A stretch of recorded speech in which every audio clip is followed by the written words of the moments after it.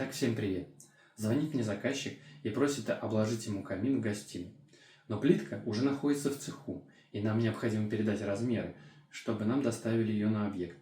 Для этого мы выезжаем на объект, делаем соответствующие замеры, договариваемся с заказчиком о стоимости выполненных работ и в случае успешного согласования приступаем к работе.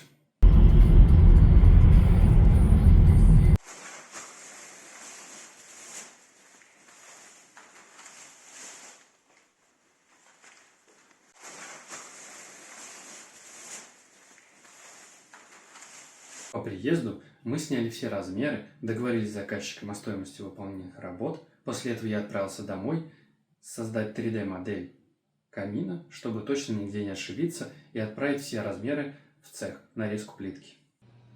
Вот такой макет я отправил в цех для того, чтобы они отрезали плиту. Одна была проблема, связанная вот с этим отверстием. Проблема заключалась в том, что я дал им размеры от грани этого отверстия с диаметром 20 мм.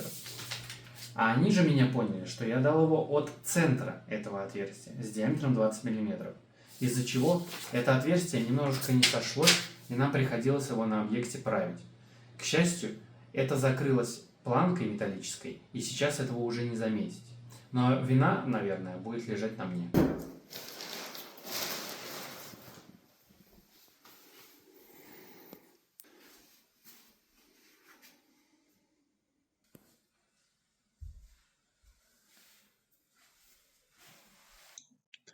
Итак, работа обошлась нам в 3 дня. Первое это был замер, вторая укладка и третья затирка эпоксидным составом. Надеюсь, люди, которые посмотрят это видео, не сделают моих ошибок и все у них получится отлично с первого раза и без косяков.